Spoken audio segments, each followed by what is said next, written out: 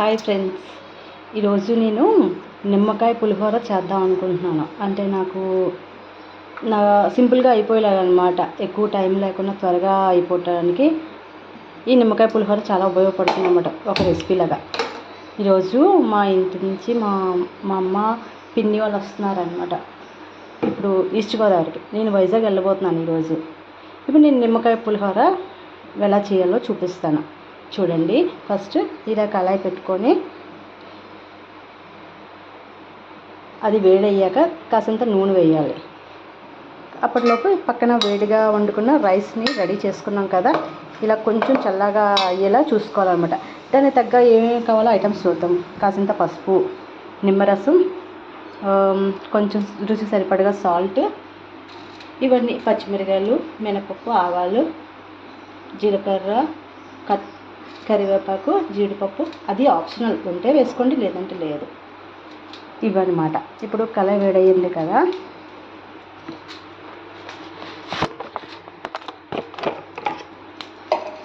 ఇప్పుడు కాసంత ఆయిల్ వేయాలి.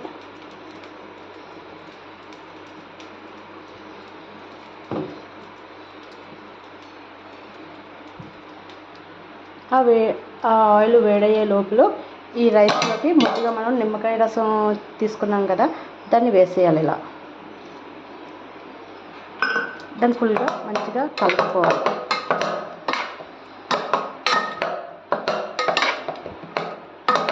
ఓకేనా?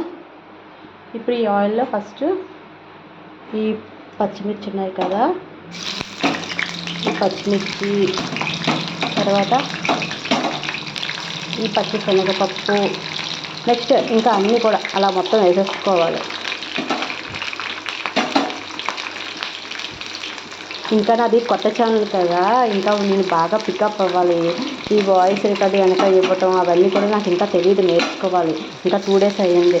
ఏమనుకోకండి, కొంచెం అడ్జస్ట్ అవ్వండి. ఏదో ఒకటి ఇంకా అదే వీడియోస్ అది మంచిగా పెడదాం, ఉపయోగపడింది కానీ డిసైడ్ అయ్యాను అన్నమాట. ఇలా కరివేపాకు అన్నీ వేసుకోవాలి. ఒకసారి దీన్ని ఇలా కలుపుకోవాలి. ఇంకా నేను చాలా పికప్ అవ్వాలి. ఇది స్టార్టింగ్ కదండి, కొంచెం ప్లీజ్ సపోర్ట్ చేయండి. కొంచెం నాకు సబ్స్క్రైబ్ చేసుకొని లైక్ చేసుకొని చేయండి. ఇదంతా బాగా వేగాలి.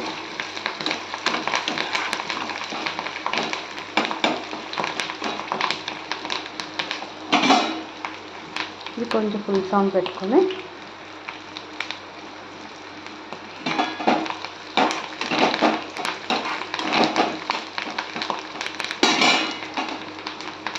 అప్పటిలోపు చూడండి మా పాప ఏం చేస్తుందో చూపిస్తాను.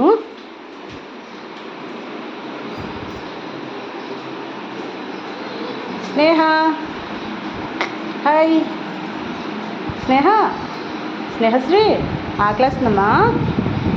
ఆగే పులిహోర చేస్తున్నాను తిండిగానే. ఇది ఇంకా పూజ అది చెయ్యాలి. ఈ వంటన్నీ అయిపోయాక.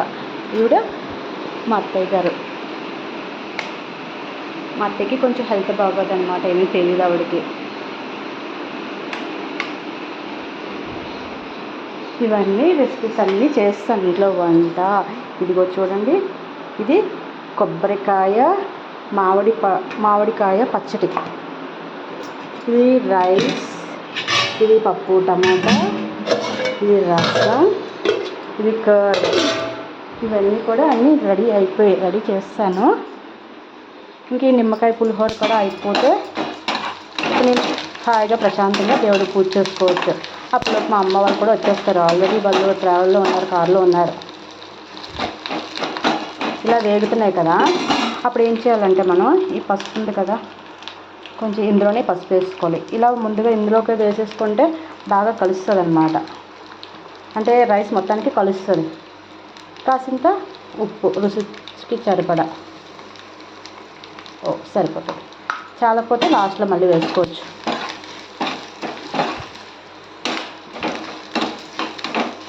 ఓకేనా? ఇవన్నీ బాగా వేగుతాయి కదా. ఇంకా నేను చాలా నేర్చుకోవాలండి. యూట్యూబ్లోని అంటే ఇలా వీడియో తీసాక బ్యాక్గా వాయిస్ ఓవర్ ఇస్తారు కదా, అది ఎడిటింగ్ ఇవన్నీ బోల్డ్ నేర్చుకోవాలి. ఒక్కొక్కటి చేస్తున్నాను అనమాట. చెయ్యాలనే ఏంటంటారు ఆశయం. ఏదో ఒకటి చెయ్యాలి, ఖచ్చితంగా చెయ్యాలి. నా పాప ఇంకా చిన్న పాప కదా, ఇంకా బోల్డ్ ఫ్యూచర్ ఉంది. దానికోసం ఇదంతా చూసారా. ఇప్పుడు ఇందులోకి ఇలా వేసేసుకోవాలి. వేసుకొని ఒకసారి ఇదంతా కూడా ఇలా కలుపుకోవాలి. ఒకసారి పక్కన పెడుతున్నాను. ఇదంతా కలిపి మళ్ళీ మీకు చూపిస్తాను.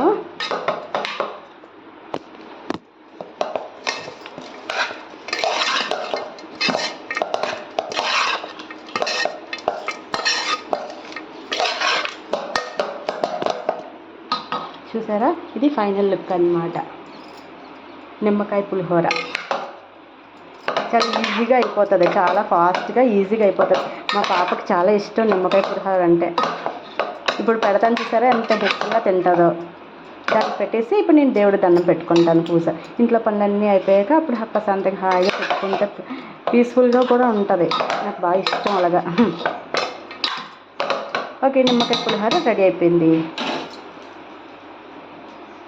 ప్లీజ్ సపోర్ట్ చేయండి, షేర్ చేయండి, లైక్ చేయండి.